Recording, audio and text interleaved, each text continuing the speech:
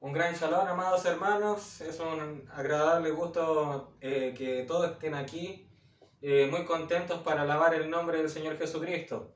Vamos a orar. Padre Celestial, Señor nuestro, amoroso Padre, estamos aquí regocijándonos, Señor, por tus infinitas misericordias.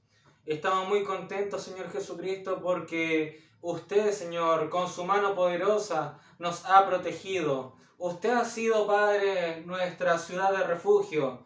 Usted ha sido, Padre, nuestro sustento en la adversidad.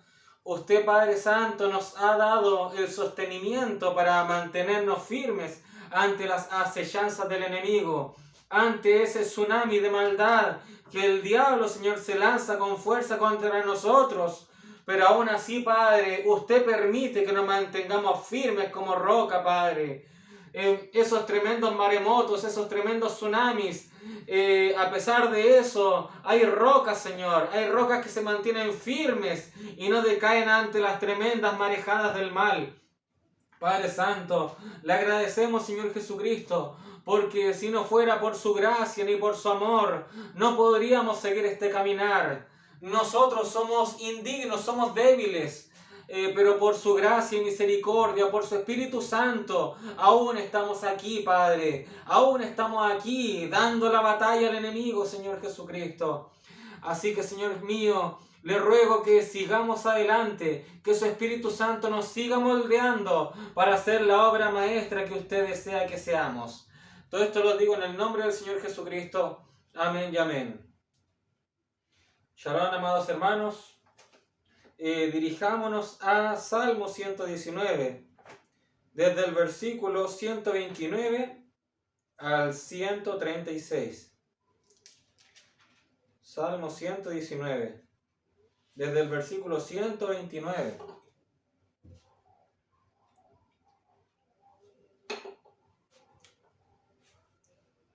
El título para este día es la revelación de la letra P. La revelación de la letra P, la cual la hallamos justamente en Salmo 119. Voy a comenzar a leer en el nombre del Señor Jesucristo. Maravillosos son tus testimonios, por tanto los ha guardado mi alma. La exposición de tus palabras alumbra, hace entender a los simples. Mi boca abrí y suspiré, porque deseaba tus mandamientos. Mírame y ten misericordia de mí, como acostumbras con los que aman tu nombre. Ordena mis pasos con tu palabra, y ninguna iniquidad se enseñoree de mí. Líbrame de la violencia de los hombres, y guardaré tus mandamientos. Haz que tu rostro resplandezca sobre tu siervo, y enséñame tus estatutos. Ríos de agua descendieron de mis ojos, porque no guardaban tu ley. Que el Señor Jesucristo bendiga su palabra. Amén. Bueno, quizás algunos hermanos se pregunten qué estoy haciendo aquí, ¿verdad? Porque sabían que me cambiaron el turno en el trabajo y estaba de lunes a viernes en otra ciudad, cerca de 2 horas alejado de mi casa. Entonces llegaba muy tarde los días viernes y los días domingos ya tenía que estar allá para pernoctar la noche para trabajar el lunes. Así que me estaba haciendo muy difícil para reunirme con ustedes, pero por la gracia del Señor los jefes se han, por así decirlo, han querido darle más facilidades a los trabajadores que están en esta condición y le otorgaron que el día viernes se pudieran ir a mediodía. O sea, a mediodía podrían partir. Entonces, gracias a Dios, no habría ninguna complicación de reunirme los días viernes aquí con ustedes. Así que eso es meritorio de agradecer al Señor Jesucristo. También estamos muy agradecidos del Señor porque a mitad de semana hubo un siniestro, hubo un gran incendio el cual estuvo a pocos kilómetros de la casa de mi padre, nuestro pastor, y la casa de mis abuelos, el lugar donde está nuestra propia iglesia. Se corrió un tremendo peligro de que el viento que estaba soplando a muchos kilómetros por hora se dirigiera en dirección hacia el hogar, hacia la iglesia, y hoy día hubiésemos tenido un culto algo complicado, ¿verdad? Complicado, o sea, si los vientos hubiesen estado en esa dirección, lamentablemente mis padres no estarían ahí donde están sentados, mis abuelos no estarían ahí donde están sentados, pero la mano poderosa del Señor Jesucristo detuvo los vientos, porque efectivamente el viento estaba en dirección a la iglesia.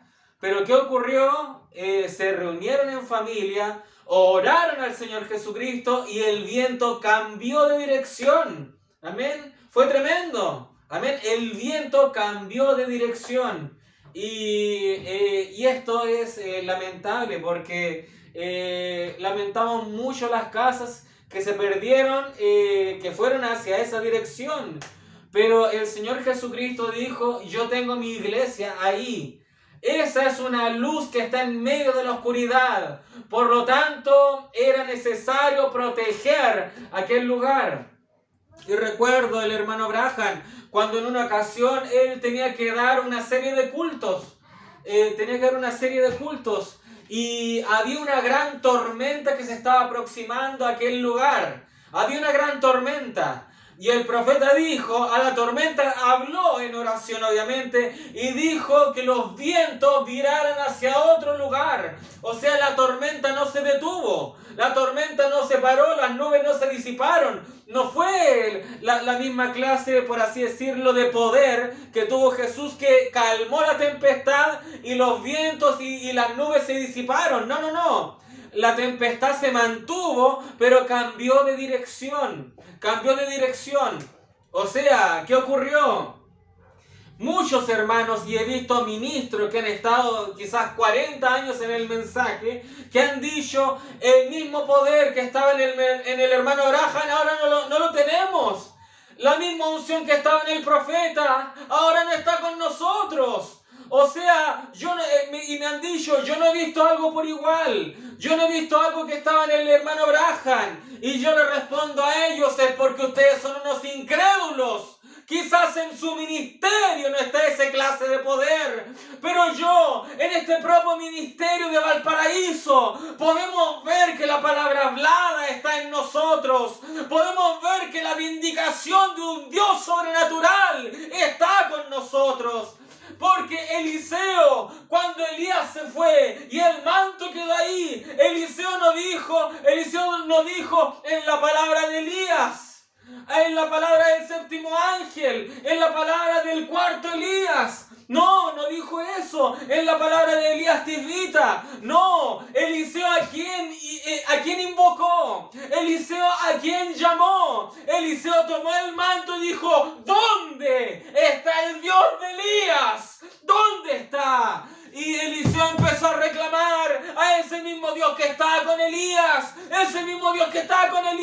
Ahora Eliseo dijo: ahora yo soy el profeta aquí. Ahora la unción del águila está en mí ahora. Entonces yo en este mismo instante reclamo que el Dios que vindicó a Elías, ese mismo Dios esté conmigo ahora. Y nosotros, este pequeño ministerio de Valparaíso, no somos más de 20 o 30 personas.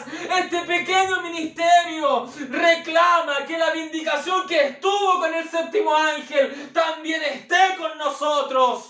Y lo podemos ver con nuestros propios ojos, lo podemos palpar con nuestras propias manos, como nuestro Dios sobrenatural nos responde con fuego.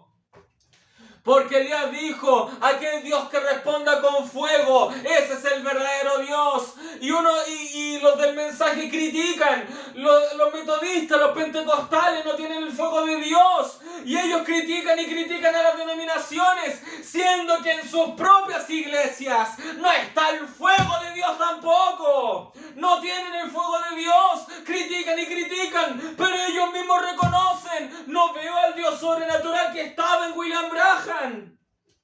¿Cómo es posible entonces que se jacten de las denominaciones si están ellos igual que ellas? Gloria al nombre del Señor.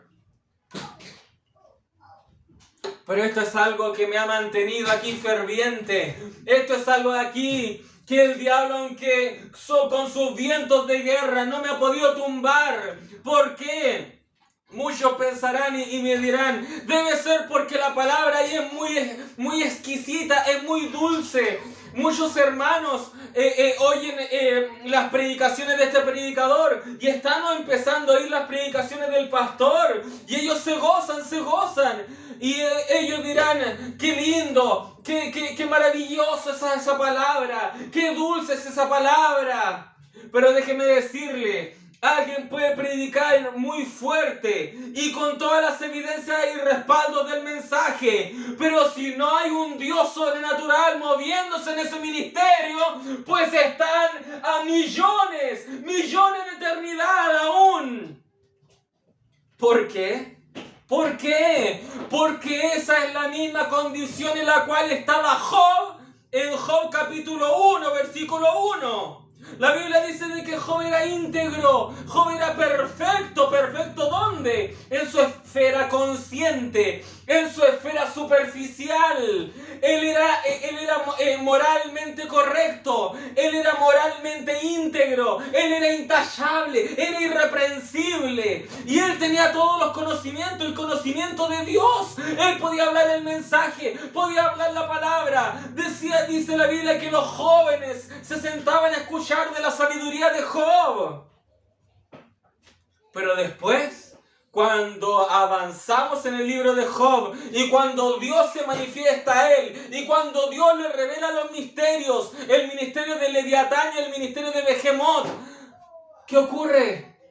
Job se da cuenta: ahora me doy cuenta de que de oídas te había oído, pero ahora mis ojos te ven. Job había probado lo que es tener un Dios sobrenatural. Había probado lo que es tener un Dios sobrenatural. Por ende, cuán hermoso es tener esta palabra que ha descendido del cielo, tener esta revelación que ha descendido del cielo. Pero nos damos cuenta que también el ángel fuerte está con nosotros. El ángel fuerte, su unción, su poder está con nosotros.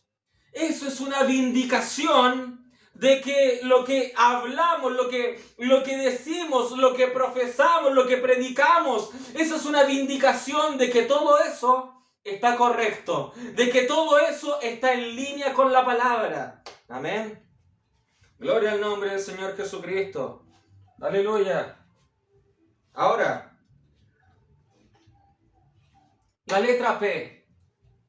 Increíblemente, lo que ocurrió hace pocos días atrás tiene que ver con esta letra. ¿Por qué? ¿Por qué? ¿Por qué tiene que ver la letra P con lo que sucedió hace días atrás?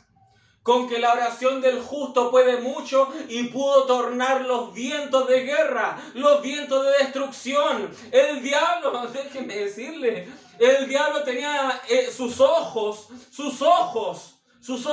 los tenía en la iglesia. Ese era el objetivo del enemigo. El enemigo quería acabar con la iglesia. El enemigo quería incendiar la iglesia. Eso es lo que quería el diablo. El diablo quería incendiar la iglesia. El diablo sabía que no lo podía hacer en la casa del vecino. El diablo sabía que no lo podía hacer un par de metros cerca. ¿Por qué? Obviamente porque ángeles acampan a nuestro alrededor. El diablo no puede entrar a nuestra jurisdicción. Pero el diablo tuvo que hacer que un hombre despistado lanzase un fuego artificial a cierto lado, y el diablo dijo: no puedo entrar allá, pero sí puedo hacer que esto avance. ¿Por qué? Porque el diablo es un cobarde. El diablo no se va a tratar de enfrentar cara a cara con nosotros. Pero ¿qué dice la Biblia? ¿Cómo ataca el diablo? Con dardos. Él de lejos envía dardos. Entonces él de lejos lanzó una bengala, lanzó un fuego artificial. El propio diablo tomó a ese hombre y lanzó eso a un lugar indebido. El diablo lanzó un dardo ahí. Entonces el diablo dijo, aquí está mi estrategia. Los vientos van en esa dirección y van los vientos de muerte. Cada foco que se prendía era un demonio que saltaba. Era un demonio que saltaba ahí y florecía ahí el fuego. Y el diablo soplaba. Vientos de guerra. Vientos de guerra. Y veía con sus binoculares, ahí está la iglesia. Voy a acabar con ellos. Porque ese ministerio estaba haciendo mucho daño según el diablo. Nuestro ministerio está haciéndole daño al propio infierno. Gloria al nombre del Señor. Entonces el diablo nos quería destruir. El diablo quería destruir la iglesia. Gloria al nombre del Señor. Pero ¿qué ocurre? La letra P, ¿qué significa? La letra P significa boca. La letra P significa boca. Amén. Gloria al nombre del Señor. ¿Y qué ocurre? De la boca, ¿qué sale? De la boca, ¿qué sale? ¿Qué produce la boca? ¿Cuáles son los efectos que salen de la boca? La boca, a través de la boca, viene la voz. Viene la voz de Dios. Amén, de la boca. Si nosotros estamos llenos del Espíritu Santo, si el Espíritu Santo nos usa para manifestar su palabra, a través de la boca, nosotros vamos a hablar la palabra. La Biblia dice, si confesares con tu boca, dice, si confesares con tu boca, amén, tenemos que confesar que con nuestra boca que el Señor Jesucristo es nuestro Salvador, nuestro Redentor, que Jesucristo es el Alfa y el Omega, que Jesucristo es el Todopoderoso, que Jesucristo es el Omnisciente, Omnipresente. Gloria al nombre del Señor. Aleluya. Pero ¿qué ocurre? Nuestra boca, amén, nuestra boca contiene una lengua, amén, que la lengua obviamente ayuda para que salgan palabras, o sea, todo lo que conlleva la boca ayuda a que salgan palabras correctas de nuestra boca, incluso los dientes. O sea, alguien que no tiene dientes no logra modular correctamente. O sea, todo lo que contiene nuestra boca ayuda para que salgan las palabras correctas. Amén. Pero fíjese esto, fíjese lo que dice Santiago. Santiago dice, Santiago capítulo 3 del versículo 1 al 12. Esto ya lo hemos leído innumerables veces, pero lo vamos a leer igual porque tiene que ver con el tema. La lengua es el título. Dice, hermanos míos, no os hagáis maestros muchos de vosotros, sabiendo que recibiremos mayor condenación. Fíjese lo que dice ahí.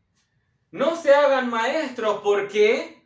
Porque Santiago tenía claro de que si a alguien se la da de maestro, no siéndolo, pues eso más desparrama que unifica. Amén. Gloria al nombre del Señor. Fíjese en eso. Gloria al nombre del Señor Jesucristo. Dice acá, porque todos ofendemos muchas veces. Si alguno no ofende en palabra, este es varón perfecto, capaz también de refrenar todo el cuerpo. He aquí nosotros ponemos freno en la boca de los caballos para que nos obedezcan y dirigimos así todo su cuerpo. Fíjese qué tremendo. Amén. Este freno en la boca de los caballos. Y fíjese aquí que para un caballo sería más, por así decirlo, de una forma más correcta mencionar que tiene un hocico, porque ellos en verdad son animales, ¿verdad? Para nosotros tenemos boca. Pero aquí dice boca, la boca de los caballos. Aquí sale boca, la letra P, sale P. ¿Por qué? Porque aquí está comparando a los caballos con nosotros. Está comparando a los caballos con nosotros. O sea, está mencionando Santiago que el mismo freno que tiene los caballos deberíamos tenerlo nosotros. Amén. Porque de esa manera, si ponemos freno a nuestra boca, frenamos todo el cuerpo, todo el sistema. Aleluya. Mirad también las naves, aunque tan grandes y llevadas de impetuosos vientos, son gobernadas con un muy pequeño timón, por donde el que las gobierna quiere. Así también la lengua es un miembro pequeño, pero se jacta de grandes cosas. He aquí, cuán grande bosque enciende un pequeño fuego. Fíjese, un pequeño fuego puede encender una iglesia. Un pequeño fuego puede acabar con una congregación. Amén. Y eso lo estamos hablando en fuego natural, como también un fuego extraño espiritual. Amén. Ojo ahí. Algunos hijos de Aarón hicieron fuego extraño. Fuego extraño. Aleluya. Versículo 6. Y la lengua es un fuego. Dice aquí. Y la lengua es un fuego. Un mundo de maldad. La lengua está puesta entre nuestros miembros y contamina todo el cuerpo e inflama la rueda de la creación, y ella misma es inflamada por el infierno. O sea, ¿quién alimenta la lengua chismosa? El infierno. El infierno. Fíjese qué tremendo. Acá dice, e inflama la rueda de la creación, y ella misma es inflamada por el infierno. O sea, están hablando de esferas. Esferas. Y la escritura nos habla de la rueda en medio de la rueda. Ezequiel nos habla de la rueda en medio de la rueda. O sea, una rueda pequeña y a la vez una rueda más grande. ¿Qué es eso? ¿Qué es eso? Prácticamente podría definirse como un reloj. Son tiempos, son, por así decirlo, dispensaciones, edades, son tiempos. ¿Por qué? La rueda en medio de la rueda. Ustedes sabían que ahora mismo estamos inmersos, nosotros estamos en una edad, inmersos en otra edad. ¿Cómo es eso posible? ¿Cómo es eso posible? Es porque nosotros tuvimos que salir de la Odisea para venir a otro Efesios. Amén. El profeta dice que Efesios es paralelo a Josué. Josué es aquel que conquista la tierra prometida. Entonces nosotros no estamos en el desierto. Nosotros estamos espiritualmente conquistando la tierra prometida. Amén. Gracias, Padre. Entonces, esa es una rueda. La Odisea es una rueda. El profeta lo tipificó en la menorá, en la lámpara de 7 brazos. El profeta tipificó con lunas. Y una luna es una esfera. Entonces, si la Odisea es una esfera, otro Efesios es otra esfera. La Odisea es una rueda. La Odisea es una rueda y Efesios es otra rueda. Entonces, muchos dicen, lo que ustedes dicen es falso. Es imposible de que estén en otra edad, siendo que la Odisea no ha terminado. Porque el profeta aclara que la Odisea termina cuando nos vayamos en el rapto. Entonces parece ser una paradoja. ¿Cómo es posible que la Odisea no se haya terminado, pero ustedes me están diciendo de que están en otro Efesios? Están en Efesios nuevamente. ¿Por qué? Los hermanos que opinan de esa forma no han entendido el ministerio del hermano Graham. Porque el ministerio de el Elías que iba a venir, el profeta dice, el cuarto Elías hará dos cosas. O sea, ahí resumió todo su ministerio. Resumió todo su ministerio porque el profeta hizo milagros, hizo sanidades, llevó todo un tema evangelístico, etcétera, etcétera. Pero aquí resume todo su ministerio. Y dice, el Elías de esta edad hará dos cosas. La primera es que revelará los misterios de los 7 truenos, que son las verdades escondidas en los 7 sellos. Entonces muchos hermanos se preguntan, hermano, ¿qué son los truenos? ¿Qué son los truenos? ¿Qué son los truenos? Vaya a los 7 sellos. Ahí está la revelación de los 7 truenos. Ahí está toda esa revelación. Lo único que nos llegan a captar los hermanos es que piensan de que el misterio de los 7 sellos solamente lo limitan a esas 7 predicaciones justamente de los 7 sellos. Y no es así. El misterio siguió brotando el ministerio. Y si nos damos cuenta, si alguien es perceptivo y después de estudiar los 7 sellos se dirigió al mensaje Cristo es el misterio de Dios revelado, uno se daría cuenta que ese propio mensaje es una continuación del propio séptimo sello. Es una predicación que es una continuación de eso. El profeta después también predicó el mensaje la señal. Y el profeta cuando predicó la señal, después él en otra predicación es honesto y dice, yo sentí una unción. Pocas veces se sintió esa clase de unción. Las ocasiones en donde sintió esa unción tan grande fue cuando prediqué los sellos y cuando prediqué la señal. Entonces, si sintió la misma clase de unción, es porque la misma clase de revelación se estaba dando tanto en los sellos como en la señal. Y cuando el profeta termina de predicar la señal, a esa misma tarde predica desesperaciones. Y eso tiene que ver netamente con el séptimo sello, porque el profeta estaba dando a entender, ve desesperadamente a adquirir la señal, porque Jesucristo viene, y si alguien habla de que Jesucristo viene, eso es el séptimo sello, porque el profeta dice que el séptimo sello es la venida del Señor Jesucristo. Amén.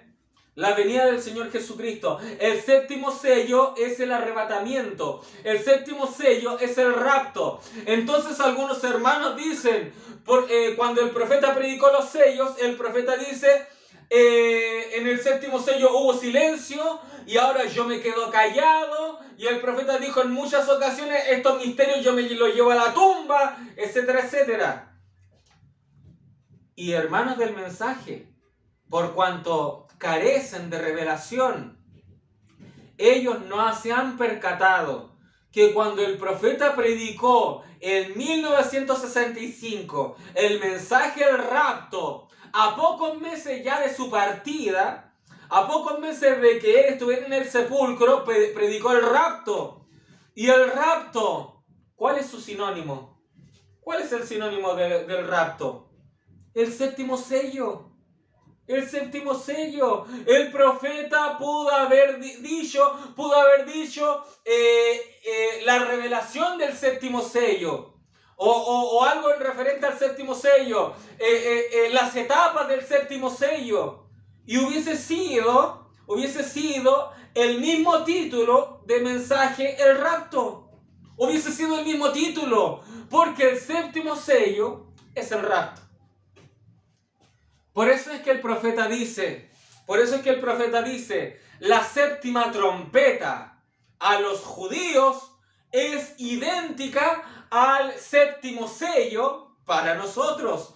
¿Por qué? Porque la séptima trompeta para los judíos es que ellos llegan a conocer al Mesías. Es que el Mesías viene. Y ahí se ejecuta la segunda venida de Jesucristo. O sea, ¿qué doy a entender? ¿Qué doy a entender? La segunda venida del Señor Jesucristo es cuando Él viene a los judíos. Porque ahí el Señor Jesucristo toca sus pies sobre la tierra. Fíjese, cuando el Señor Jesucristo nos viene a buscar en el rapto, nos encontramos nosotros en el aire, el Señor Jesucristo no viene a la tierra, viene al cielo. Nos encontramos con Él en el primer cielo, pero no viene a la tierra. No viene a la tierra. ¿Qué ocurre? Si ustedes se dan cuenta, cómo la venida del Señor Jesucristo, cómo viene a los judíos, cómo viene a nosotros, a la esposa gentil. Si usted se da cuenta, a los judíos, Él viene de la misma manera. El Señor Jesucristo viene a los judíos de manera corporal, pisando esta tierra, teniendo compañerismo con ellos. Amén. Y luego Él se fue. Y en su segunda venida para los judíos, el Señor Jesucristo pisa esta tierra y los salva de toda la persecución de Saúl que ocasiona la angustia a Jacob. El Señor Jesucristo lo liberta a Jacob de su angustia. El Señor Jesucristo lo liberta de los poderes del anticristo, de esa globalización en contra de Jacob. Fíjese cómo el Señor Jesucristo viene a los judíos corporalmente, pisando, viniendo a esta tierra para salvarlos a ellos. Amén. ¿Y el Señor Jesucristo cómo viene a nosotros? Ojo ahí. El Señor Jesucristo no vino en carne humana a presentarnos el mensaje. No vino así. ¿Cómo vino? ¿Cómo vino el Señor Jesucristo? En su aparición en la nube en 1963. El Señor Jesucristo vino al primer cielo y ahí entregó el librito abierto para los misterios. Así vino su novia, así vino su esposa, y los judíos, con esa aparición, los judíos siguieron viviendo como si nada. Ellos todavía estaban en su tierra. Esa aparición de 1963 en la nube no les afectó en nada a los judíos, pero eso sí que generó una influencia a una novia gentil. La cual aún no era esposa. Todavía le faltaba que creciera a ese nivel espiritual. Pero ojo entonces, el Señor Jesucristo, ¿cómo por así decirlo, vino a nosotros? En primera instancia, en una nube, y apareció en el cielo. No vino en carne humana acá a nosotros, como fue con los judíos. Porque el profeta dijo: si viniera el propio Jesús de Nazaret y se parara en este púlpito a predicar, eso lo convertiría a él en un anticristo. ¡Qué tremendo! ¡Qué tremendo! Son fuertes palabras, pero tienen toda la cordura del mundo. ¿Por qué? Obviamente Jesús no vendría de esa forma. ¿Pero qué quería dar a entender el profeta? El profeta quería dar a entender: no se han cumplido todas las profecías. Él tiene que respetar su palabra. Y el profeta decía justamente eso, porque él sabía la idolatría que iba a venir después. La idolatría que iba a venir más adelante. Porque hoy en día muchos con su propia boca dicen: yo soy Jesucristo aquí en la tierra. Y la gente dice: qué tremendo. Siendo que el profeta dijo: si alguien viene y dice ser Jesucristo, el propio Jesús de Nazaret, el tal es un anticristo. ¿Por qué? Porque a su esposa el Señor Jesucristo no viene de esa forma. El Señor Jesucristo por así decirlo, fíjese en esta revelación, Él vino a su esposa, por así decirlo, en su primera venida en 1963 en forma de una nube. Ahí entregó el séptimo sello para que entendamos los misterios. ¿Y cómo viene en esa, por así decirlo, segunda venida para su esposa? Viene también en las nubes. También lo encontramos en el aire. Nosotros tenemos que elevarnos. Amén. ¿Se dan cuenta? Jesucristo opera de una forma distinta con su esposa a con su pueblo. ¿Se dan cuenta? ¿Por qué? Porque su pueblo resultó ser muy superficial, operando solamente en la esfera consciente, en lo tangible, en lo superficial. ¿Pero qué de la esposa de Jesucristo? La esposa de Jesucristo, ella es más sobrenatural. Ella es sobrenatural. La esposa de Jesucristo, ella no está pensando en la tierra. Ella no espera ver cosas con sus ojos naturales. La esposa de Jesucristo solamente tiene una conexión con Jesucristo de manera espiritual. No es para nada tangible, no es para nada superficial. Porque bienaventurados son los que no vieron, mas creyeron. Aleluya. Por eso es que Jesucristo a su esposa es un tema netamente sobrenatural. La nube de gloria en 1963 fue sobrenatural. ¿Por qué? Porque una nube no se origina en ese lugar. Las nubes son más de la troposfera. Las nubes están en las capas de la atmósfera más abajo, muy abajo. Pueden chocar con las montañas. Las nubes pueden bordear los cerros. La nube se forma cercana a la tierra. Pero la nube de 1963 se formó en la estratosfera. En la estratosfera. Y en la estratosfera no se forman nubes. No se forman nubes. Ahí no puede haber una nube, no pueden haber nubes. O sea, el clima, la temperatura, todo eso no acompaña para que haya nubes ahí. No hay. Entonces, ¿qué nos quiere decir? Si naturalmente en la estratosfera no se forman nubes, entonces tenemos que concluir que esa nube que salió en la estratosfera es algo sobrenatural. Esta nube que se dio en la estratosfera, esta nube es sobrenatural. Amén. Entonces la esposa de Jesucristo, su esposo vio su aparición en 1963 en el cielo. Y nosotros, ¿en dónde nos reuniremos en ese arrebatamiento? Nos reuniremos con Él en el cielo. Aleluya. Gloria al nombre del Señor Jesucristo. Entonces, falsos ungidos han usado su boca con objetivos negativos. Han usado el púlpito y a través del púlpito han abierto su boca para objetivos malignos. Para entregar falsos testimonios, falsos testigos, una falsa palabra, una palabra mezclada. Fíjese que hoy en día hay un ismo que ni siquiera quiere adorar a Jesucristo. Ellos son acérrimos no adoradores de Jesucristo, porque ellos dicen tenemos al Padre y tenemos al Hijo. Pero si tenemos dos dioses seríamos dualistas, porque si el Padre y el Espíritu Santo ambos son espíritu, bueno, eso es lo mismo, y el Hijo tiene un cuerpo. Entonces tenemos al Padre que es espíritu y tenemos al Hijo que es un cuerpo, pero la Biblia me dice que es un solo Dios.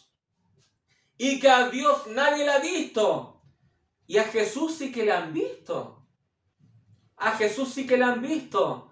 Entonces, ellos concluyen, entonces, el Hijo de Dios no es Dios. Porque si fuera Dios tendríamos dos dioses. Por lo tanto, eso sería paganismo. Entonces ellos sacan de la deidad a Jesucristo. Sacan de la deidad al Hijo de Dios. Amén. ¿Y qué lo hacen?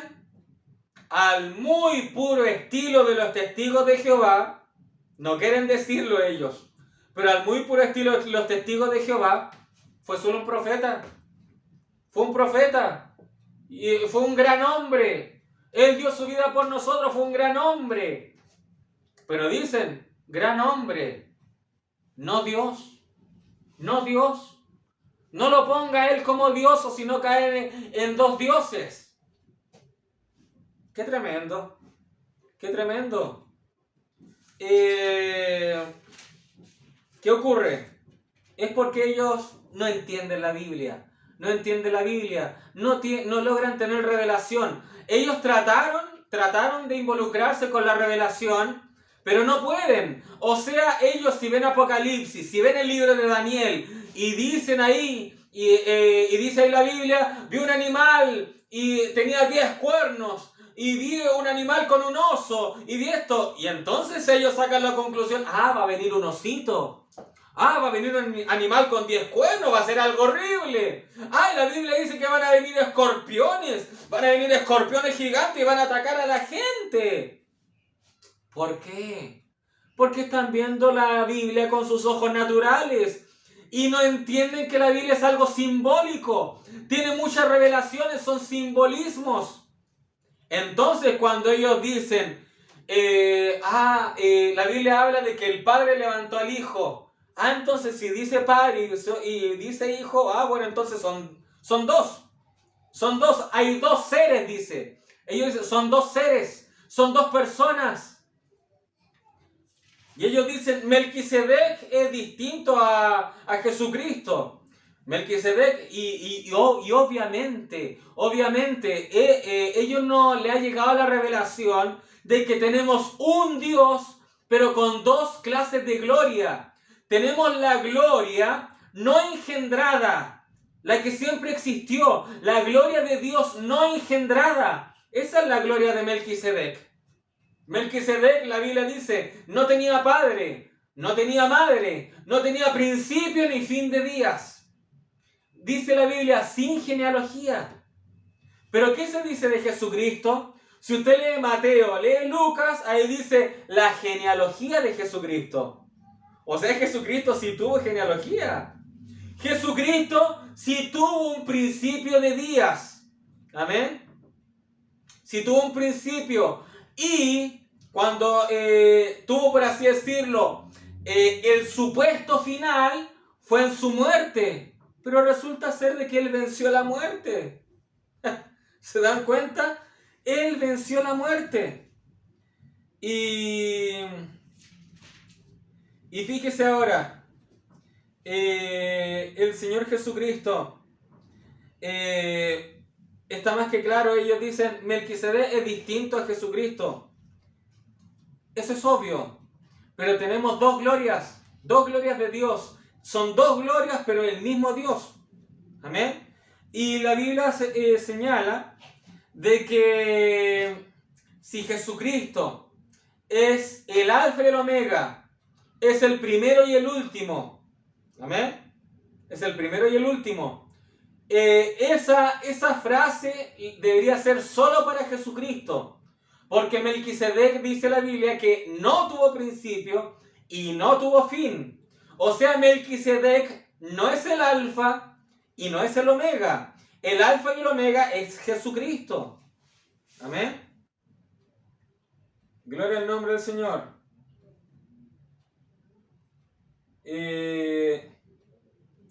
Pero ¿qué ocurre? Aquí dice la Biblia. Dice la Biblia. El Señor Jesucristo está acá, dice la Biblia, dice Apocalipsis 22. Dice, yo soy el alfa y el omega, el principio y el fin. Fíjese, el principio y el fin. El primero y el último. Bienaventurados los que lavan sus ropas para tener derecho al árbol de la vida y para entrar por las puertas en la ciudad.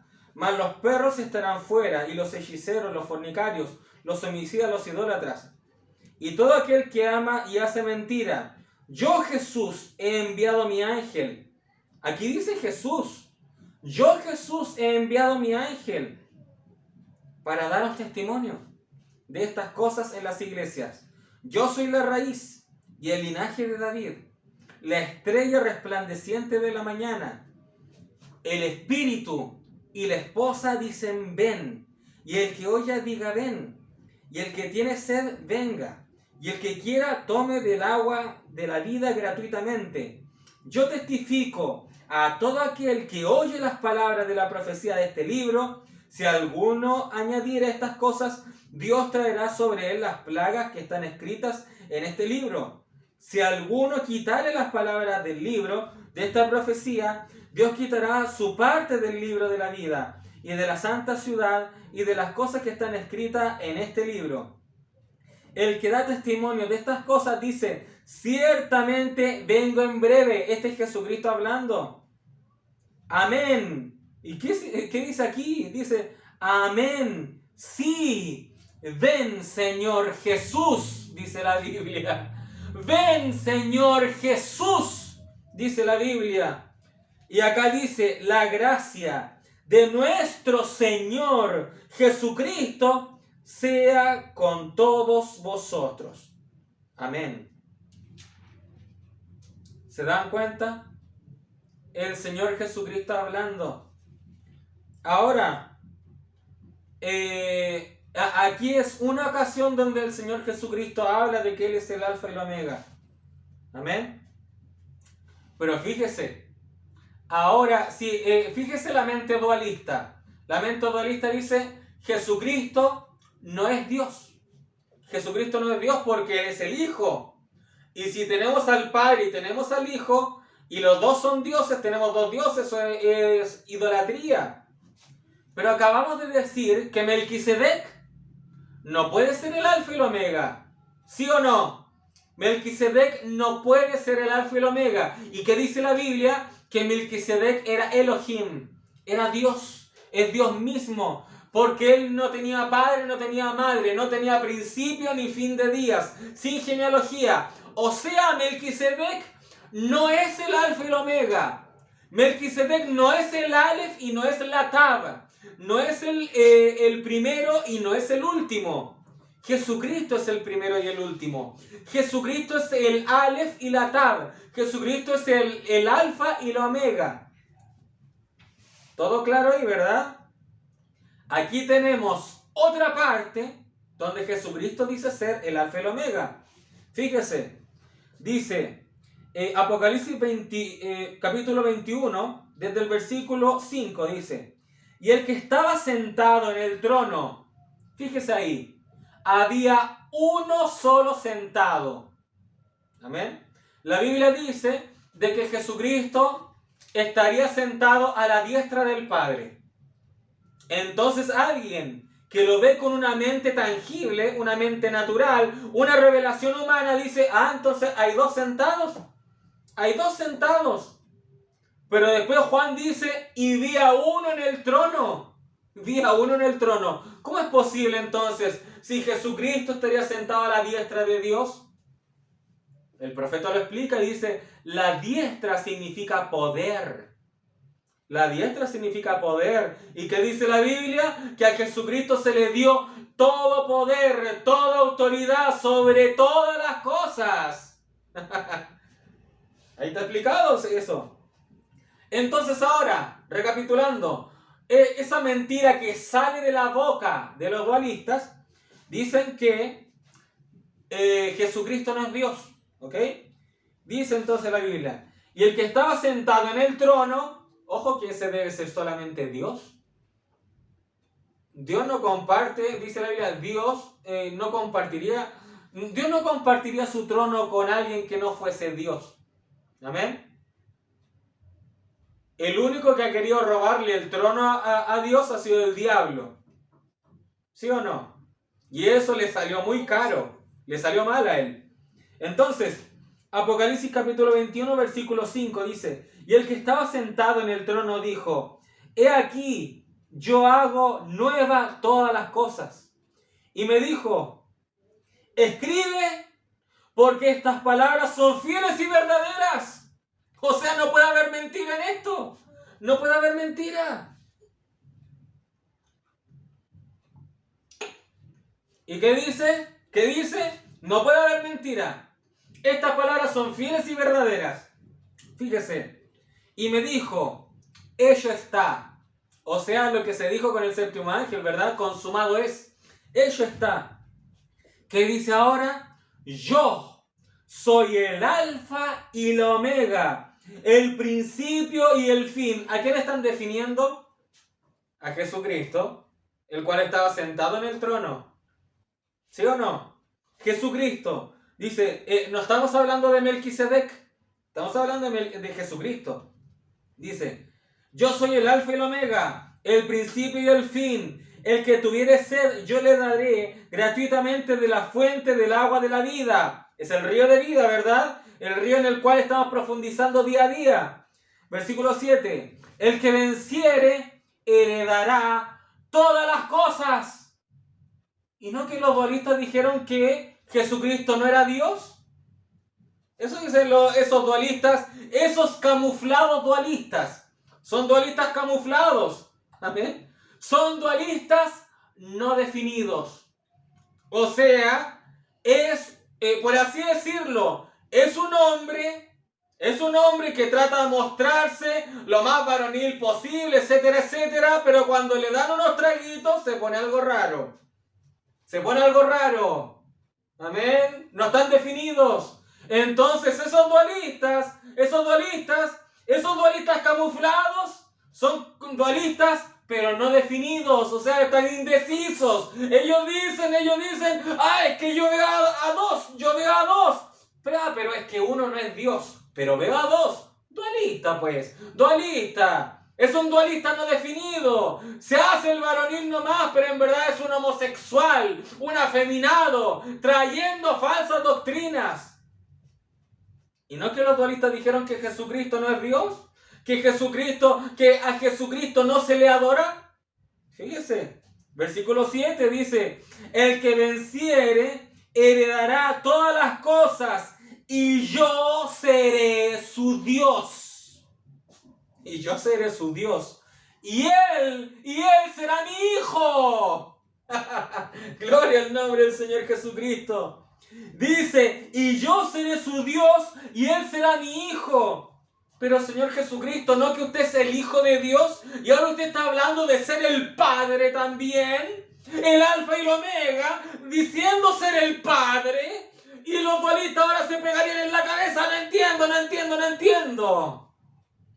Empezarían así, no entiendo. Quedan locos. Entonces cuando ellos no les agrada algo que derrumba su ismo, ellos leen así. El que venciere heredará todas las cosas, yo seré su Dios, él será mi hijo. Listo, terminé. Haré como que no pasó nada. ¿Por qué? Porque es algo que va contra su orgullo. Es algo que va contra lo que ellos han profesado por tanto tiempo. Por lo tanto, si ven algo, si leen algo que derrumba su ismo, lo pasan por alto. O tratan de explicar, no, aquí hay algo errado. Y yo los he leído y dicen, es que esta Biblia la escribió un unitario.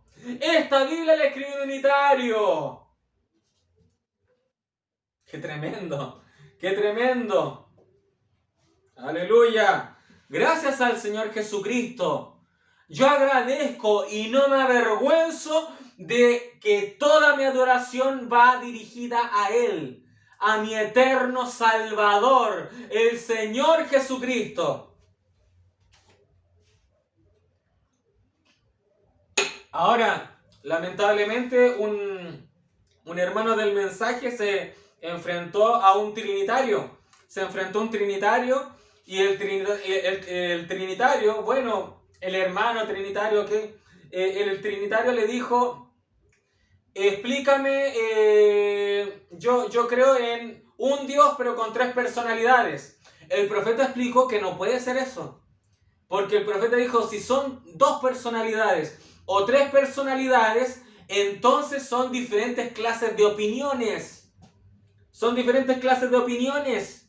Amén. Son diferentes clases de voluntades. Y el profeta dijo que la voluntad del Padre es la misma que la voluntad del Hijo.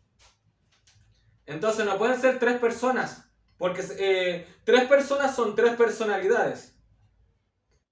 Amén. ¿Qué ocurre? Este hermano trinitario le preguntó a este hermano que era del mensaje. Le preguntó, hermano, tú, que lamentablemente este hermano del mensaje dijo que él era unicista. Dijo que era unitario. Y aunque suene paradójico, nosotros no somos unitarios. Nosotros no somos unitarios. Nosotros no somos unicistas, a pesar de que suena una paradoja. ¿Por qué? Porque el unitario tiene problemas. Un hermano, solo Jesús, tiene problemas. ¿Por qué? Porque el unitario profesa de que Dios murió en la cruz. ¿Eso es posible? No puede ser posible. Porque Dios es eterno. Es eterno. Dios es eterno. Y ahí es donde se cae el unitario. Amén. Dios es eterno. Esto es para incluso retomarlo en otra predicación. Amén. Para retomarlo en otra predicación. ¿Por qué estamos entrelazando esto con la letra P?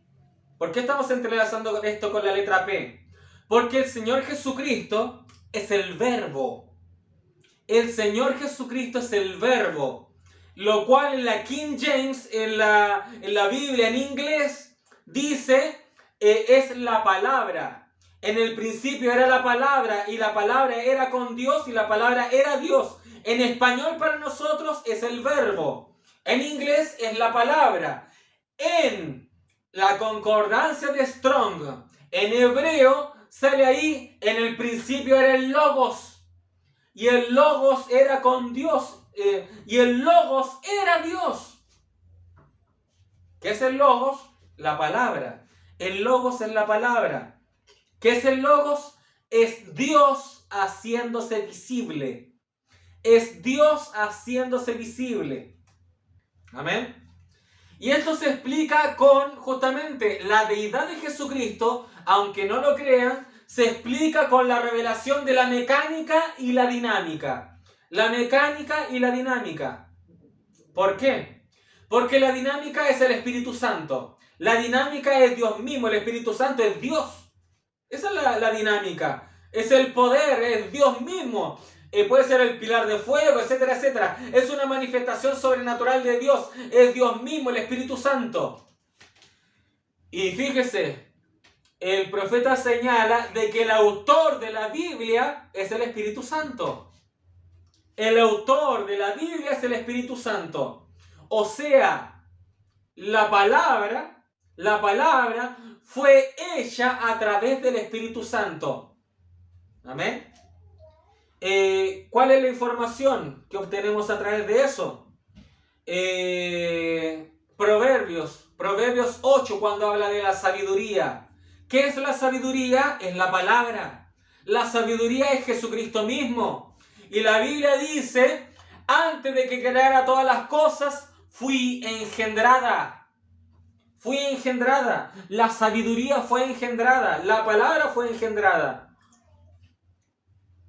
Y tenemos los salmos de David donde dice, mi hijo eres tú, yo te he engendrado hoy.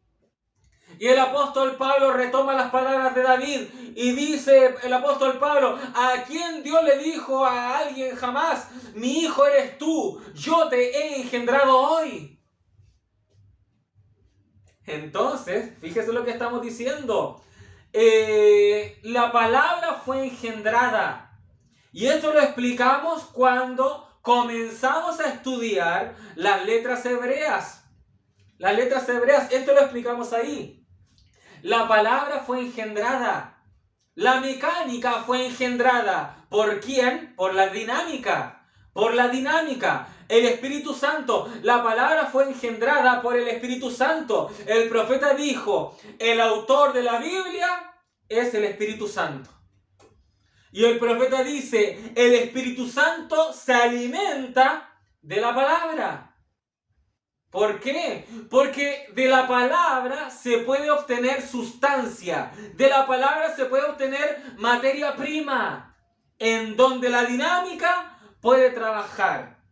Fíjese, la mecánica. En física, me estoy hablando de la ciencia, de la física. Hablan de una fuerza, hablan de trabajo mecánico, hablan de una fuerza, hablan de, por así decirlo, engranajes, hablan de herramientas. La física habla de los movimientos, de la inercia, etcétera, etcétera.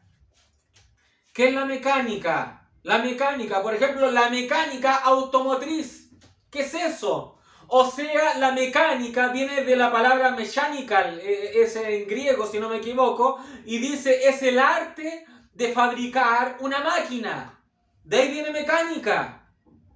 Se fabrica. ¿Y cómo se fabrica? Teniendo elementos, teniendo herramientas. ¿Qué? ¿Qué construye una máquina? ¿Qué puede construir una máquina? La dinámica. La mecánica no se puede construir a sí misma. Ahí tenemos las herramientas, ahí tenemos el engranaje, ahí tenemos las tuercas. Pero la mecánica por sí sola está en estática. Necesita de un trabajo mecánico, necesita de una fuerza que mueva estos elementos, que mueva todas estas herramientas para ejecutar la máquina. ¿Y qué mueve las cosas? ¿Qué mueve las cosas?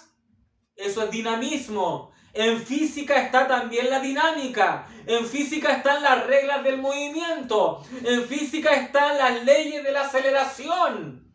Todo eso es dinámica. Dinámica. Entonces, la palabra sin el Espíritu Santo está en estática. Está estática.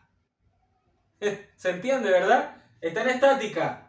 Entonces ahora comparemos la revelación de la mecánica y la dinámica que la otorgó el séptimo ángel. Ahora comparemos eso con la deidad. Hasta el momento yo no he visto algún hermano del mensaje que haya comparado la deidad con la mecánica y la dinámica. En la mecánica y la dinámica tenemos las dos clases de gloria de Dios. La mecánica tenemos la gloria engendrada de Dios. Y en la dinámica tenemos la gloria no engendrada de Dios. No engendrada. ¿Por qué? Porque viene por así decirlo un maestro, viene por así decirlo un ingeniero, viene por así decirlo un científico. Y él dice, tengo estos elementos, tengo estas herramientas, ahora voy a hacer una obra de arte. Yo ya estaba existiendo desde antes, cuando ejecuté mi obra maestra, cuando edifiqué la máquina. ¿Se dan cuenta? La dinámica, el dinamismo para realizar la labor ya era desde antes. Por así decirlo, siempre estuvo. Si la obra maestra, si esta tecnología que fue ejecutada, dijeran, tú exististe al mismo tiempo de tu inventor, la máquina diría no. Él es desde antes que yo. Pero siempre yo estuve con él. Yo siempre estuve en él. Yo siempre estuve dentro de él. ¿Por qué? Porque antes de un arquitecto, antes de un ingeniero en construcción ejecutar un edificio, antes de alguien hacer una casa, tenía que venir alguien para hacer los planos. Tenía que venir alguien para ingeniársela. ¿En dónde están los materiales para hacer esto? ¿En dónde están los elementos? ¿En dónde está el terreno? ¿En dónde están los trabajadores? ¿En dónde está el dinamismo para ejecutar eso? Y la obra de arte, la máquina diría, yo siempre estuve en él. Porque yo no existiría si no fuese por él quien me inventó. ¿Se dan cuenta? ¿Se dan cuenta? La palabra siempre estuvo con el autor. La palabra siempre estuvo con el Espíritu Santo. Pero el Espíritu Santo hubo un momento en donde manifestó la palabra y fue hecha. Amén. Y ojo que la palabra, la mecánica, no es una criatura. La palabra no es una criatura, la criatura es creación. Jesucristo no es creación. Jesucristo no es una criatura. Jesucristo es eterno. Amén. Por eso es que Jesucristo le dijo a los fariseos, antes de que Abraham fuese, yo soy. Y ahí le respondió como si él fuera Dios, el propio Dios, porque el único que dice él era Elohim, y le dijo Moisés, yo soy el que soy. El único que respondió, yo soy, es Jehová de los ejércitos, es el propio Dios. Y Jesucristo dijo, antes que Abraham fuese, yo soy. ¿Se dan cuenta? Entonces, está la dinámica, está el Espíritu Santo. Y la dinámica, el Espíritu Santo ejecutó a la mecánica, la palabra. Amén. Pero ¿qué sucede? ¿Qué sucede? La dinámica dijo, yo soy el que ejecuté la mecánica. Pero ahora, la mecánica, el profeta dijo, si la mecánica está separada de la dinámica, el profeta dijo, si la palabra no está con el Espíritu Santo, la palabra está muerta. Eso dijo el profeta. Eso lo dijo en el mensaje, si no me equivoco, Shalom de 1964, y dijo, si la palabra no está con el Espíritu Santo, la palabra está muerta. Entonces, cuando la dinámica del Espíritu Santo habló la palabra, engendró al Hijo, engendró al Logos, engendró la palabra, entonces vinieron todas estas letras del alfabeto hebreo, Aleph, Bet, Gimel, Dalet, etcétera, etcétera, ta. Todas las palabras del alfabeto hebreo, todo el alefato, todo el abecedario hebreo vino ahí. Ese era el propio Jesucristo, era la palabra. Pero ahora Dios podía tomar la primera letra y la última letra, podía tomar esta letra y esta otra letra y hacer los cielos, hacer los ángeles, hacer el mar, hacer los seres vivos. ¿Por qué? Porque si usted junta ciertas letras, usted puede formar sílabas. Y si junta sílabas, usted puede formar palabras. Y una palabra, la palabra de Dios se hace ella manifiesta. Esa es la palabra hablada. ¿Se dan cuenta? Entonces ahora, ¿cómo Dios pudo haber separado todas estas letras, que era el propio Jesucristo? Hemos comprobado que todas estas letras nos hablan de Jesucristo. Entonces, estas letras vinieron todas en orden. Pero Dios se dio cuenta, el profeta lo declara y dijo, ese era el gran diamante. Ese era el gran diamante. Pero ¿qué ocurrió? ¿Qué ocurrió? El profeta dijo, Dios cortó el diamante. La Biblia dice en Isaías, esa gran roca fue cortada. Amén. He ahí la roca de la cual nosotros vinimos, dice Isaías. ¿De dónde procedemos? Aleluya. Esa roca era Jesucristo. ¿Por qué? Porque Pablo dijo, y la roca que lo seguía, esa roca era Cristo. Amén. Entonces tenemos que el verbo, la palabra, el logos, estaba con Dios y era Dios. ¿Qué ocurre? ¿Qué ocurre? Dios en su inteligencia, Dios en su plan. Él sabía que la palabra, que lo que estaba engendrando, que era Él mismo. Porque el profeta en muchas partes dice, la palabra es Dios. La palabra es Dios. La palabra es Dios. La palabra es Dios mismo. Pero también, como procedía esa ley, que la palabra la cual fue engendrada, la cual fue engendrada, si esta palabra no estaba junto a la dinámica, esta palabra podía estar expuesta a morir. ¿Y qué dice la Biblia? Dice, y la adoraron todos los moradores de la tierra, cuyos nombres no estaban escritos en el libro de la vida del Cordero, que fue inmolado en el principio del mundo. Entonces, ¿qué hizo? el autor de la Biblia, el autor del mensaje, la gloria no engendrada engendró la gloria engendrada. Amén. Dios estaba Dios mismo y una parte de Dios salió de él. Y esa era la palabra, era el Logos. Amén. ¿Y qué ocurrió? Cuando Dios partió el Logos, cuando Dios, por así decirlo, inmoló la palabra, porque recuerden que Dios es el propio Melquisedec, y Melquisedec es un sumo sacerdote, y la Biblia en Apocalipsis dice que el Cordero fue inmolado en el principio del mundo. Entonces Dios, Melquisedec, engendró su Cordero. Su hijo era el Cordero. Amén. ¿Y qué ocurrió? Tras haber inmolado al Cordero, ahora de ahí brotó sustancia creativa. De ahí se pudieron formar los universos, de ahí se pudo formar el mundo. Y además de su sangre se pudo haber registrado nuestros nombres en el libro de la vida del Cordero, los cuales son nombres imborrables. Amén. Gloria al nombre de Jesucristo. Gracias, Padre. Entonces, ahí tenemos la respuesta del por qué Jesús murió en la cruz. Porque Él era la gloria engendrada de Dios. Y en el Getsemaní, el profeta nos enseña que la unción, la dinámica salió de Él. Porque el profeta dijo, no podía ir al Calvario como Dios. Tenía que morir como hombre, porque Dios no perdió el libro en el Génesis, lo perdió un hombre. Amén. Entonces con esto explicamos los misterios de la deidad. ¿Por qué?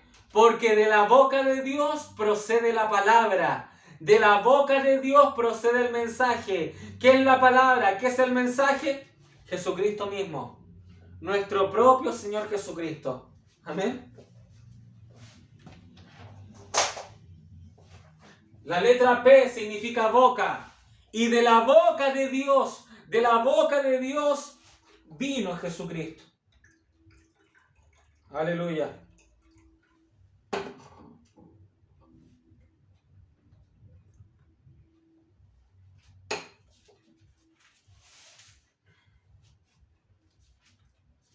Hay que sentirnos gozosos porque el Señor Jesucristo es muy bueno para revelarnos estas cosas. Amén. Son cosas muy avanzadas porque en la esfera del mensaje yo creo que quizás el 98% son unitarios. Y eso no es correcto. Ser unitario no es correcto. El unitario dice, yo tengo un solo Dios, y eso está correcto. Pero ¿cómo me explica que Jesús haya muerto en la cruz? ¿Cómo me explica eso? Y no pueden hacerlo. Todo lo que hablamos de la mecánica, la dinámica, si la mecánica está sin el Espíritu Santo, está dispuesta a morir.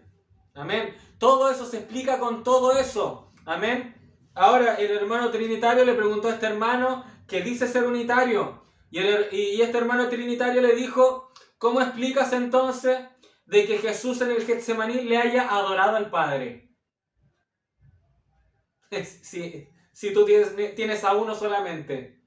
Si tú tienes a uno, ¿cómo? ¿Cómo es posible que Jesús le haya adorado al Padre? O sea, tenía una clase, y eso dijo el trinitario, tenía una clase de esquizofrenia. Esquizofrenia, si Él era el mismo Dios, si Él era el propio Padre, ¿cómo es posible que Él estuviera adorando al Padre si el Padre era el mismo? Entonces el trinitario le dijo al hermano del mensaje unitario, le dijo, ¿a quién le adoró Jesús en el Getsemaní? Y el hermano unitario del mensaje le dijo, al Padre le adoró. Y el trinitario le dijo, ¡estás avalando la Trinidad! ¡Estás avalando la Trinidad! ¿Se dan cuenta? ¿Se dan cuenta? Pero, ojo, el propio profeta responde a eso. El profeta responde a eso. Al profeta le preguntaron justamente esta misma pregunta. Si en el tiempo del profeta también habían hermanos unitarios.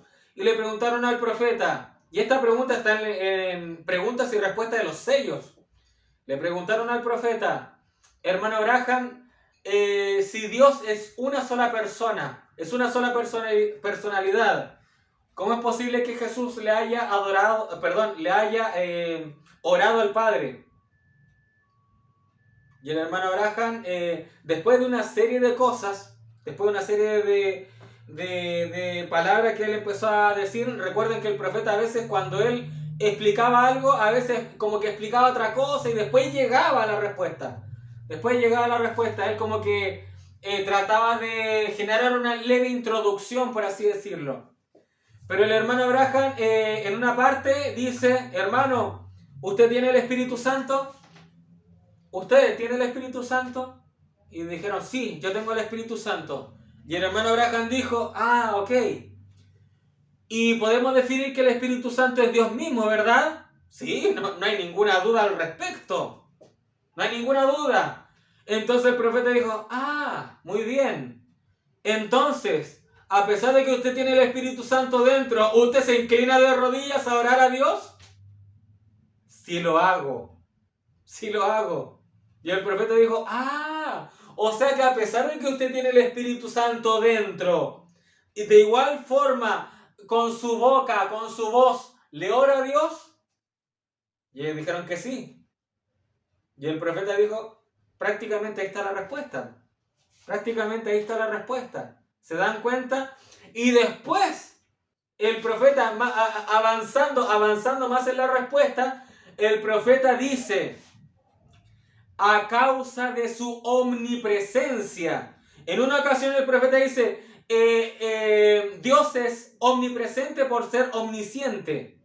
¿Ya? Porque al ser omnisciente, Él sabe lo que ocurre allá, y sabe responder en todos lados. Pero aquí da una respuesta de omnipresencia corporal.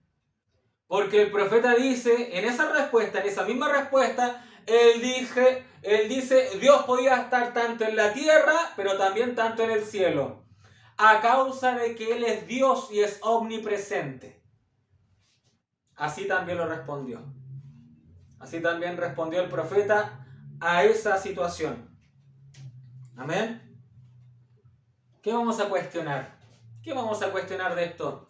Nosotros con mente finita, nosotros que ni siquiera pasamos del 10% de las capacidades de nuestro cerebro y queremos tratar de entender a Dios. Que entender a Dios es mucho más difícil que todas esas cálculos matemáticos que hacen los muchachos de la NASA y todas esas personas, todos esos científicos. Entender a Dios es mucho más difícil que todo eso. Amén. Pero el profeta así lo vio. Así lo vio el profeta. Y dijo, a causa de su omnipresencia, Él podía hacerlo. Él podía hacerlo. Entonces, si Jesucristo es el propio Dios, tenemos a Jesucristo yendo al infierno, su alma fue al infierno, y también tenemos a que el Padre Celestial estaba recibiendo el sacrificio del Cordero. ¿Se dan cuenta? ¿Se dan cuenta? Dios, Él se perfecciona en tres, dice el profeta. Y la Biblia dice que tenemos al Padre, tenemos al Verbo y tenemos al Espíritu Santo, dice Juan. Y dice, y estos tres concuerdan. Estos tres concuerdan, dice la Biblia. Amén. Porque si pensamos en esa mente unitaria, de que por ejemplo María tenía al bebé Jesús, un bebé que podía ser muerto, Herodes lo estaba buscando, un bebé indefenso, un bebé que aún no sabía gatear. Ojo ahí, Jesús cuando nació no balbuceaba. O sea, Él no nació hablando la palabra y yo soy el Hijo de Dios. No. Nació siendo un bebé indefenso. Y déjeme decirle, si Dios hubiese sido un bebé, o sea, el diablo hubiese hecho pero desmanes en este mundo si Dios hubiese estado indefenso. Quiero que traten de comprender eso. Amén. ¿Qué se manifestó ahí? La mecánica era ese bebé. Era ese bebé que nació de María. Era la mecánica. La mecánica era la palabra. Era el Logos hecho carne. Amén. Y el Logos, dice la Biblia, y la mecánica, dice la Biblia, y Jesús de Nazaret, dice la Biblia, que fue lleno del Espíritu Santo cuando fue bautizado por Juan. O sea, si Jesús hubiese nacido totalmente como Dios mismo, déjeme decirle, no hubiese necesitado de que Él hubiese sido lleno del Espíritu Santo. Estamos tratando de entender ciertos conceptos. Amén. Porque la palabra tiene netamente relación justamente con esta letra P. Porque la letra P significa boca. Y de la boca sale la palabra. Amén. De la boca sale la palabra. Versículo 8 de Santiago capítulo 3 dice: pero ningún hombre puede domar la lengua, que es un mal que no puede ser refrenado, llena de veneno mortal. Con ella bendecimos al Dios Padre. Al Dios y Padre, y con ella maldecimos a los hombres que están hechos a la semejanza de Dios. De una misma boca proceden bendición y maldición. Hermanos míos, esto no debe ser así. ¿Acaso alguna fuente hecha por una misma abertura, agua dulce y amarga? Hermanos míos, ¿puede acaso la higuera producir aceitunas o la vid higos? Así también ninguna fuente puede dar agua salada y dulce. Amén. Aquí Santiago estaba hablando de que nuestra misma boca es usada por Satanás y en ocasión nuestra boca es usada para hablar la palabra. Es una mezcolanza. Amén. Gloria a Dios. Gloria al nombre del Señor Jesucristo. Por eso es que nuestra boca y nuestra lengua tiene que estar dedicada a Jesucristo. Salmo 66, versículo 17. Clamé a Él con mi boca, lo alabé con mi lengua. Eso tenemos que hacer. La letra P ahora tiene un valor numérico que es el 80. Y el único versículo que tenemos como gran referencia es Salmo 90, versículo 10. Dice: los días de nuestra edad son 70 años. Aquí tenemos el número 70 que le corresponde a la letra Ayin. Y Ayin es ojo. Ojo, Ayin es ojo. Los ojos y la boca están relacionadas. Porque lo que muchas cosas entra por nuestros ojos, sale por nuestra boca. Aquí Dios compartió el Ayin con la P. Porque dice, los días de nuestra edad son 70 años. Y si los más robustos son 80, aquí tenemos la letra P, 80. Con toda su fortaleza es molestia y trabajo. Por pronto pasan y volamos. Ayin y P están conectadas. Ayin es el ojo de Dios. La P es la boca. Por los ojos, a través de los ojos aprendemos. Y por la boca vociferamos lo que aprendemos. Amén. Gloria al nombre de Jesucristo. Entonces el número 80 está compuesto por el 8 que simboliza eternidad. El 8 es el primer día de la semana. El 8 es el día en que justamente resucitó el Mesías. La Biblia dice que en la mañana, el primer día de la semana, en Marcos dice que resucitó Jesús. Amén. El día octavo. Amén. El 8, porque el 8 genera la resurrección. El número 8 está ligado a eternidad. Amén. En el día 8 es que se circuncidaban a los niños. En el octavo día. En el octavo día. Aquí la Biblia dice, los más robustos son de 80 años. Amén. La palabra robusto quiere decir fuerte, con poder. En hebreo la palabra robusto aquí es gebura. Amén. La misma palabra cuando Jesús dijo, suban al aposento alto y esperen y recibiréis poder. Esa palabra poder es gebura. La misma palabra para robusto. Amén. Por ende, los robustos son de los de 80 años. Los que superan los 80 años son los robustos. Los que tienen el número 80 son los robustos. Los que tienen el número 80 son aquellos que tienen el poder de resurrección manifestándose en ellos. Porque el Señor Jesucristo vino en el primer día de la semana, en el octavo día. Porque el octavo día está netamente ligado a la primera resurrección.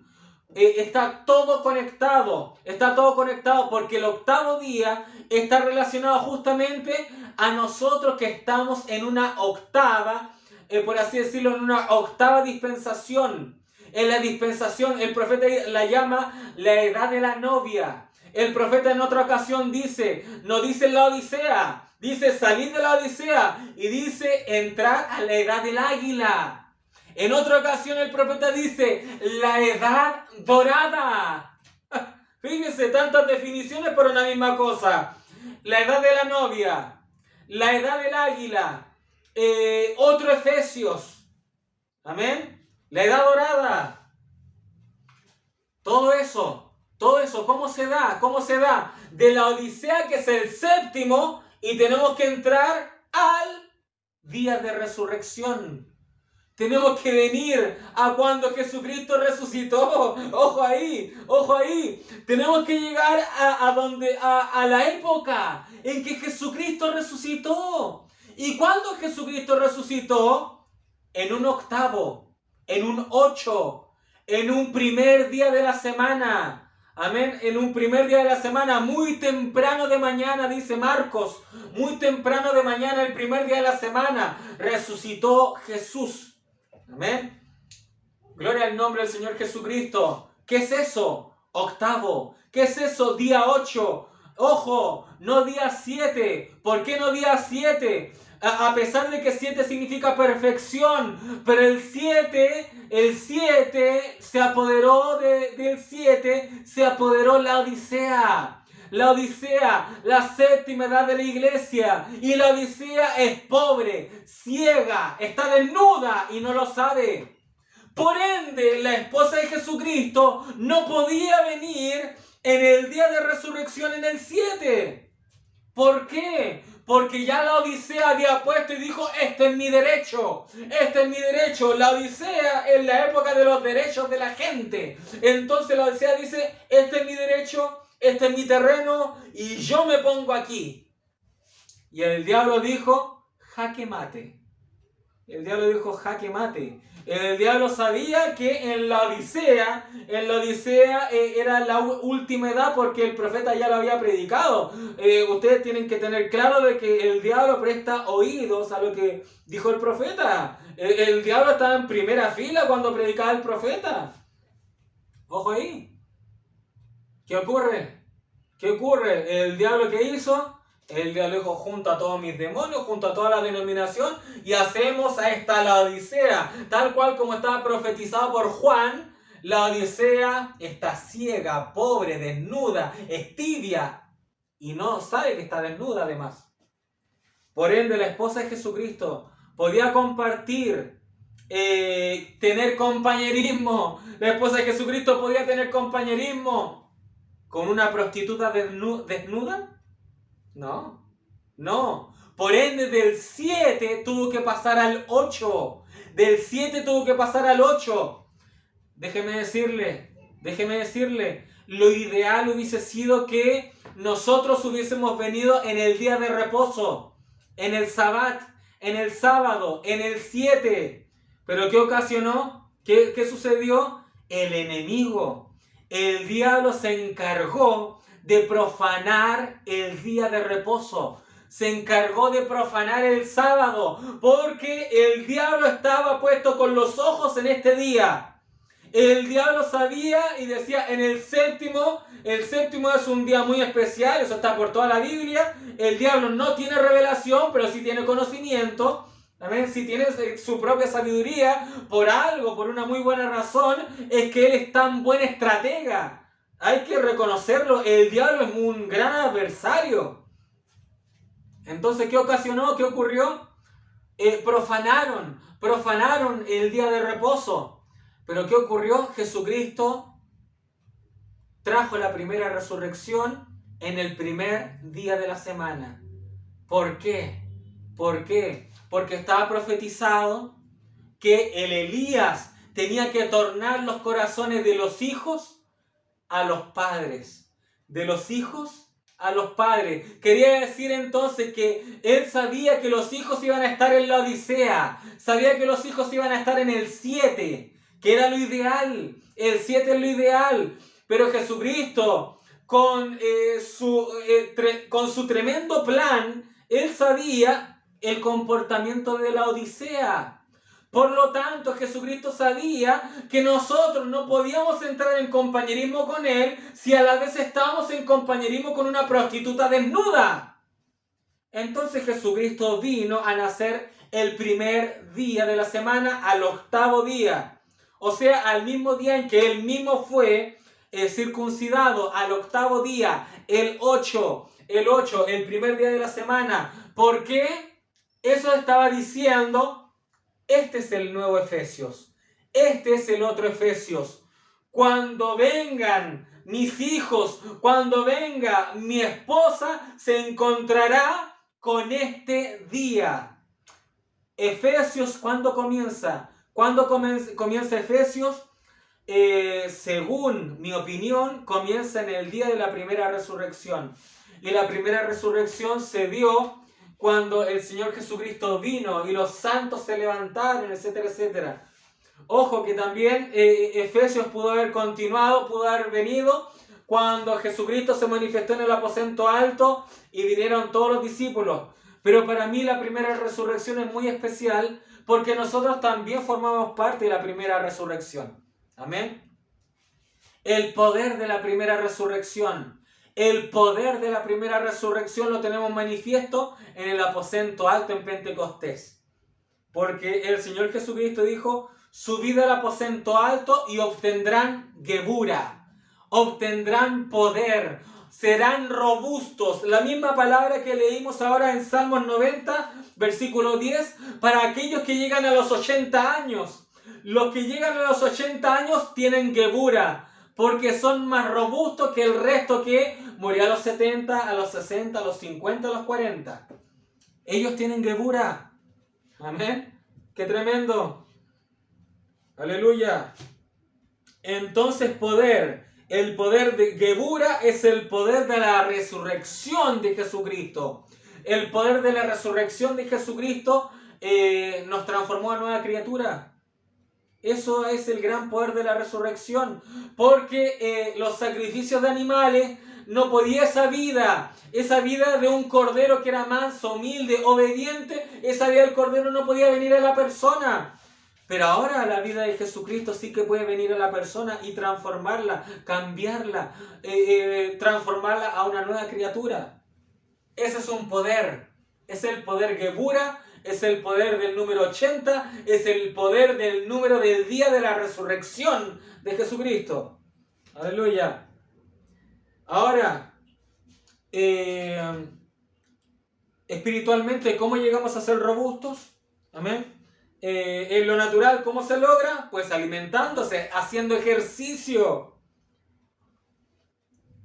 Tener una buena dieta. Amén. No comiendo golosinas, no comiendo comida chatarra.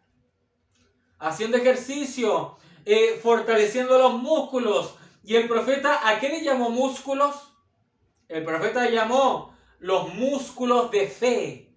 Músculos de fe. ¿Y qué es fe? Fe es revelación. La fe es una revelación. Y el profeta dijo, ¿cómo van a llegar a tener fe de rapto si no llegan a tener fe para sanidad divina? Fortalezcan los músculos, seamos más robustos. Tenemos que acrecentar nuestra fe. Aleluya. Gloria al nombre del Señor. Fíjese qué tremendo. Recuerdo el testimonio de mi propia madre cuando mencionaba cómo ese incendio se acercaba al hogar. Ella me dijo, yo soy creyente, yo soy cristiana, pero debo reconocer de que todo mi cuerpo me temblaba. Todo mi cuerpo me temblaba. Déjeme decirle, el diablo dice, ¿se dan cuenta? Él es un simple humano. es un simple humano. Tal cual como un hermano le dijo al profeta, yo niego la divinidad de Jesús. El profeta le dijo, ¿por qué? Porque Jesús lloró ante la tumba de Lázaro. Y Dios no puede llorar por esas cosas. Y el profeta le dijo, sí, es verdad, él lloró ante la tumba de Lázaro, pero luego cuando él se secó sus lágrimas y alzó sus hombros y le dijo, Lázaro, sal fuera, ese era Dios mismo. Aleluya. Entonces déjeme decirle, el diablo con sus artimañas muchas veces nos hará temblar. Muchas veces nos hará temblar, pero dependerá de lo que sale de nuestra fe. Dependerá de lo que sale de nuestra boca. Amén. ¿Cómo cambiará la situación? ¿Cómo va a cambiar la situación? El diablo nos podría tener postrado en una cama, en la UCI, en un lugar donde estemos a punto de morir. Pero si de nuestra boca sale, yo sé que por su llaga he sido curado, tú saldrás de ahí. Tú saldrás de ahí. Aleluya.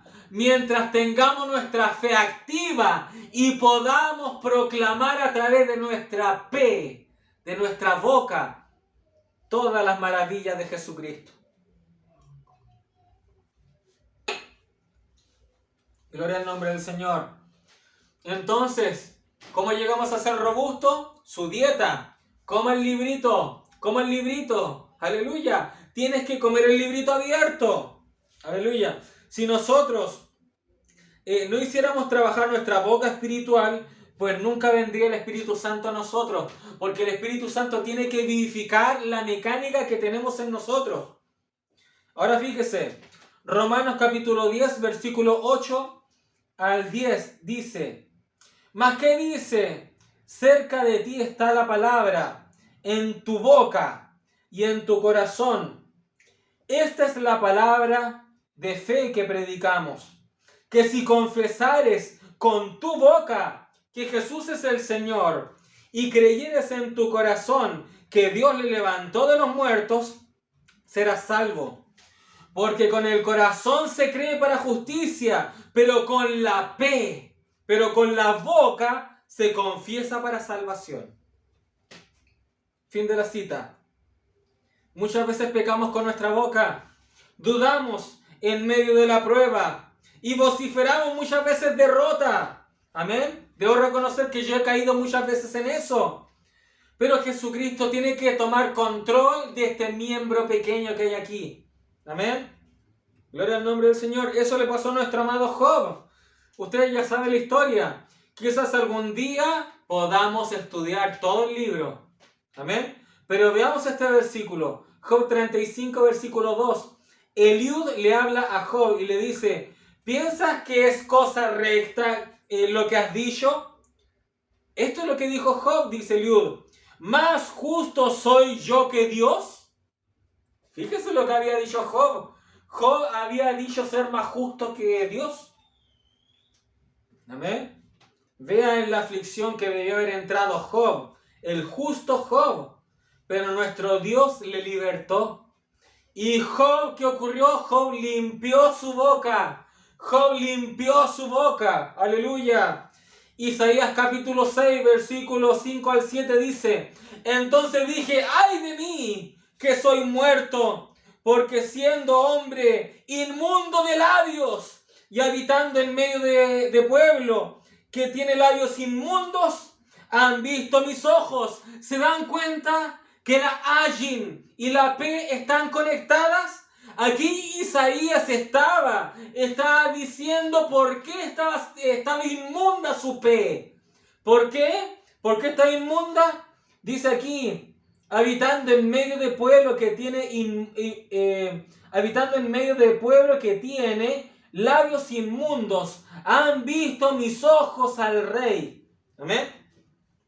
Amén. Fíjese, tenía los labios inmundos. Amén. Tenía sus labios inmundos porque estaba habitando en medio de pueblo de labios inmundos. Amén.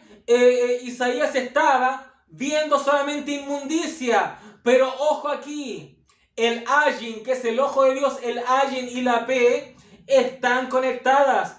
Fíjese lo que primeramente estaba viendo Isaías con sus ojos. Amén. Un pueblo inmundo de labios. Eso ocasionó que él también fuera un hombre inmundo de labios. Pero fíjese ahora, dice, y habitando en medio de pueblos que tienen labios inmundos, han visto mis ojos al Rey, Jehová de los ejércitos. Ojo ahí, ahora sus ojos, su ayin, vio al Rey, a Jehová de los ejércitos. Y dice, y voló hacia mí uno de los serafines, teniendo en su mano un carbón encendido, tomando del altar con unas tenazas, y tocando con él sobre mi boca, sobre su pe. Amén. Dijo, he aquí que esto tocó tus labios, y es quitada tu culpa, y limpio tu pecado. Amén. Fíjese qué tremendo. Isaías, al ser limpio de la boca, ahora limpió todo el resto de su cuerpo. ¿Por qué? ¿Por qué? ¿Con qué somos limpiados? Con las aguas de la palabra, con la mecánica. La mecánica nos limpia, las aguas de la palabra nos purifica. Jesucristo nos va purificando. Aleluya, ese es el río de vida que nos va purificando. Amén. Si bebemos de los manantiales del río de vida, eso va a purificar todo nuestro cuerpo. Recuerden lo que ya hemos visto hace cerca de 2 años atrás, el río de vida. Beber del río de vida y sumergirse al río de vida tenía como efecto limpiar 2 mares, el mar pequeño y el mar grande, el mar muerto y el mar Mediterráneo, nuestra esfera consciente, que es pequeña, y nuestra esfera inconsciente, que es más grande. Todo eso lo limpiaría el río de vida, lo cual es la palabra. Porque la palabra, el profeta dice, la palabra llega a su debido tiempo. El profeta dice que la palabra llega a su debido tiempo. Y la Biblia dice en Deuteronomio que dice que gota a gota es la sabiduría de Jehová. O sea, su palabra, su revelación va gota a gota limpiándonos a nosotros. Amén. Así que dejamos la mitad del mensaje, lo dejamos para otra ocasión. Me falta analizar los versículos del Salmo 119 y podemos decir que ahora sabemos cómo somos limpiados. Amén. La sangre de Jesucristo, su palabra nos va limpiando. El siguiente sermón podríamos seguir profundizando un poco sobre la boca del Señor Jesucristo. Recordemos que el profeta también dijo, yo soy la voz de Dios para ustedes, dijo. Amén. Entonces tenemos que abarcar estas cosas. Fíjese lo que tenía planeado. Yo tenía planeado hablar de la letra P y prácticamente ya terminar hoy día con la letra P. Pero Dios no decidió eso. Vamos a dividir en 2 partes este mismo mensaje sobre la letra P, que significa boca. Así que un gran shalom, estimados hermanos. Espero que hayamos aprendido algo. Y recuerden esto. No es solo lo que aprendemos, sino lo aplicamos. Amén. Lo que aprendamos debemos aplicarlo. Amén. Lo que aprendemos aquí tenemos que vivirlo. Y eso va a demostrar que nosotros en verdad es un botón de muestra de que Jesucristo nos está ayudando a profundizar en este río de vida, a profundizar mucho más en Él mismo. Así que un gran shalom, sean muy bendecidos.